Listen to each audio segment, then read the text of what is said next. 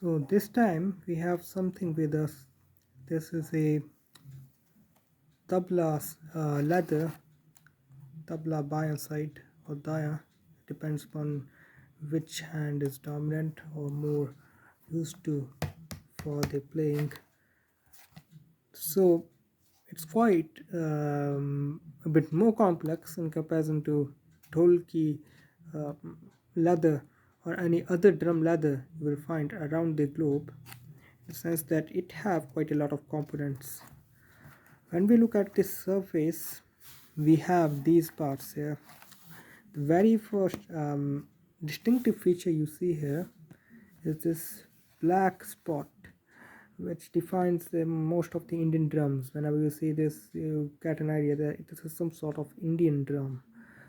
So this part is called siyahi. It's made of mostly of rice flour, some tamarind juice, or it can be fevicol mixed with what we say, the iron oxide or some other heavy material like clay. In this case, it's mixed with iron oxide, black iron oxide found at the river beds. They collect it and use it. It can also be obtained from factories nowadays quite easily. Then there's the main part here. You see this white part. This is called the Maidan. Playing here gives you more of a sound closer to bass, you can say. Though this part aren't supposed to play bass, but that gives you an idea.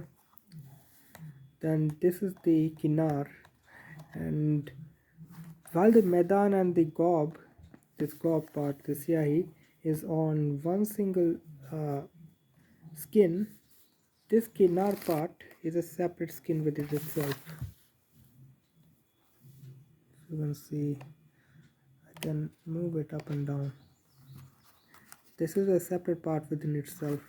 This is there so that you can produce more, what we say, higher notes in the instrument easily. Then this part here, which aren't supposed to be played but have a role with support, is the gajra. Its work is to handle all the skin and distribute the tension evenly so that the skin doesn't rip apart under the very high tension which we put on a tabla when we tune it. For it to create that long lasting high pitched sound, it needs to be under high tension. So that is the work of gajra, to handle all of that tension. Then beneath you see, this is the old part of the, I mean, I wouldn't say it's old part, but it's from the very start of making the making this puda, this leather. When you start tying the leathers on the tabla, you take three pieces of leather. The leather piece down there, you can see it's cut off. Then it's made of buffalo skin. Then the middle is the leather, which is actually supposed to be vibrating and producing most of the sound. It's made of goat skin. Then again on top you come, this leather you see here, it can be made of buffalo skin or even goat skin. It's cut later on. It have a small hole on the initial what we say process, but later on they cut it more and make this round shape when it's stocked. You can see it's 3 layered, so it's already quite strong. And if you can see, there are some holes, earlier holes here, which were for the ropes which are put over here. And then this all is taut, and then for further work they put on gajra here, which you can see a lot of holes out there to evenly distribute all the pressure. So it's already 3 layer stuff, and a lot of weight distribution, even the weight distribution going on with the help of a gajra, which is made of leather itself and is quite strong. It makes quite a strong tension.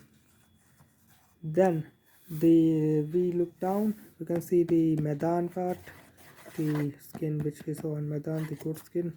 You can get a hint of leather of the gob here, the siahi part, and then you see this part.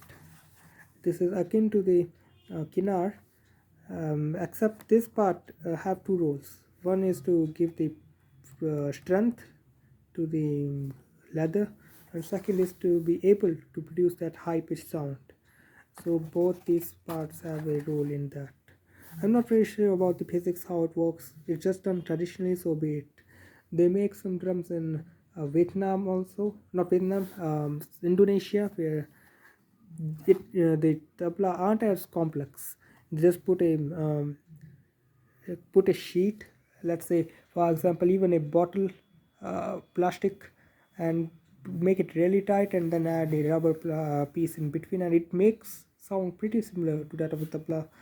High pitches similar to that of tabla, but this is more of a traditional thing. I think most of the work is to take from the tensions thinking here, the durability stuff. But other than that, it's quite a beautiful piece here. We will be applying it over the dholki we have, but looking at size, I think I will need to carve out some areas from the dholki and make it more compatible with the gajra I have here, and then I will tie it up naturally, and that should do the work. Sorry for the yawn. Well, with that said, I will keep this video aside and meet you next time.